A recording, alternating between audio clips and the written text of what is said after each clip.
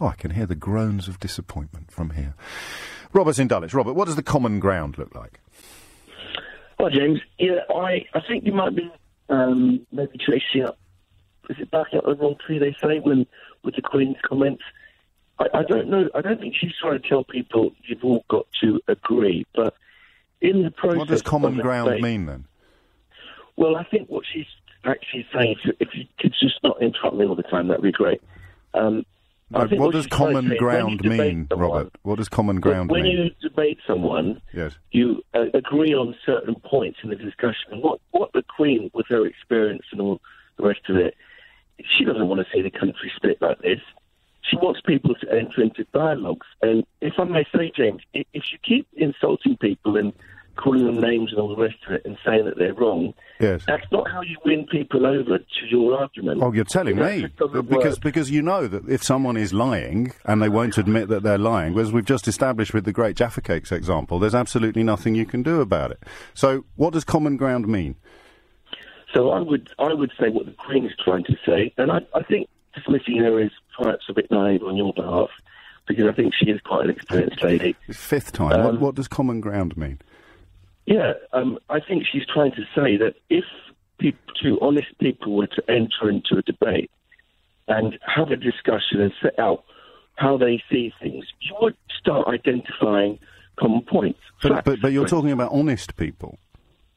Well, and of course, if someone's dishonest, then they're not going to be honest. But then that's all of all of the Brexiters. Then shouldn't be part of this process because they're all dishonest. That's what I mean. That's what I mean when you say all the Brexiters. Well, let's run through a few. Let's run through a few examples. Then there's David Davis, who said there will be no downside to Brexit. There will only be an upside.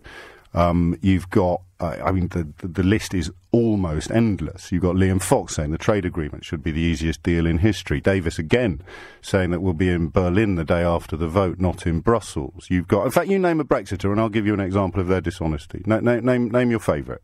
And again, I think you're just completely missing the point. No, go on. Just name your favourite. Well, if you take a single lie out of context, it doesn't work. They need us more than we need them.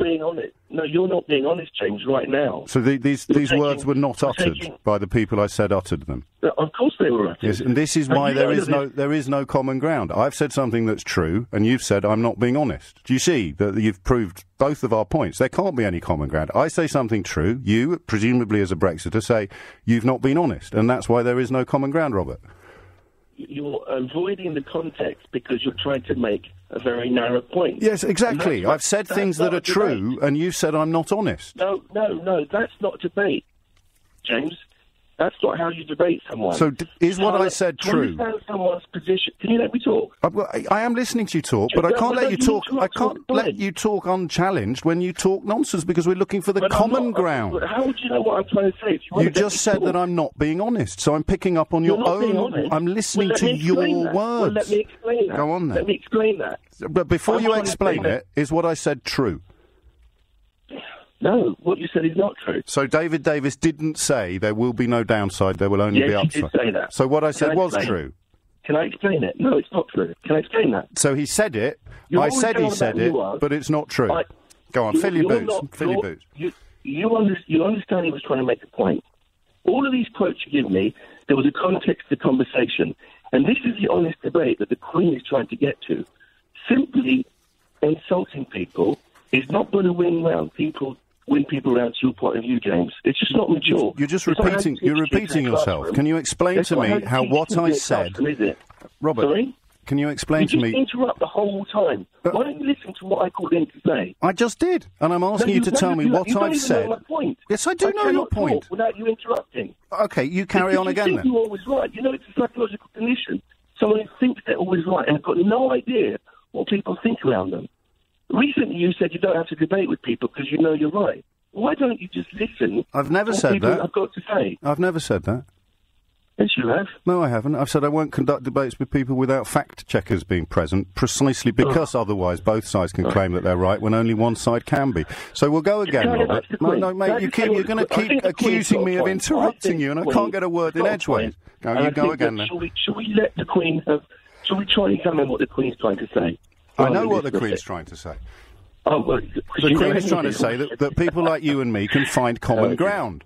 And we can't, because you will say that I'm not being honest. I'll say, is what I said true? You'll say yes. I'll say, how am I being honest? And you'll say, stop interrupting me. So there's no way we can find common ground. That's clear. It's what that guy was trying to say.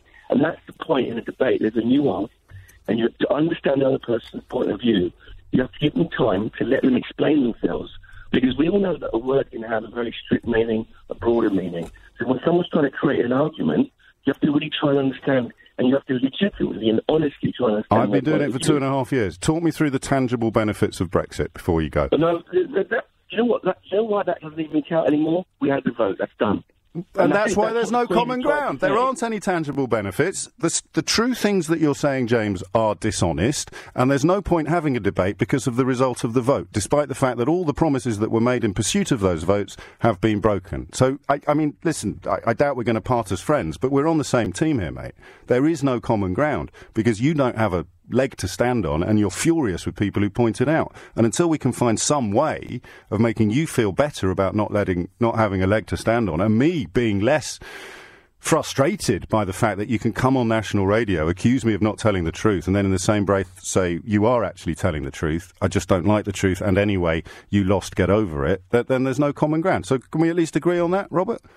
No, I think... No, of course I can't. I can't really prove it any more conclusively than that. Matt's in the Elephant and Castle. There is no common ground, Matt. No, there isn't. And I just want to say, James, if racists and fascists are unhappy with what the government's doing, good. Screw them.